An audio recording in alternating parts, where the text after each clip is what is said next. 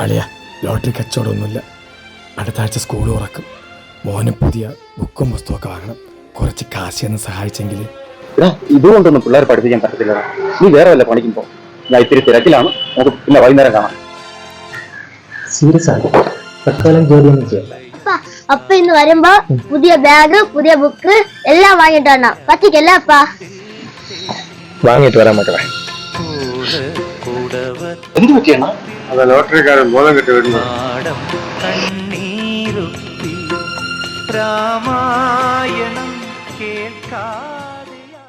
ഇതെവിടെ മോന്റെ പപ്പ തന്നു വിട്ടതാണ്. എന്റെ പപ്പ എവിടെ? മക്കളെ പപ്പ വരും. ഇച്ചിരി വൈകിയാണെങ്കിലും വരും. ഇതൊക്കെ മോൻ വെച്ച. അലയും കാറ്റിൻ ഹൃദയം അരയാ കൊമ്പിൽ തേങ്ങി.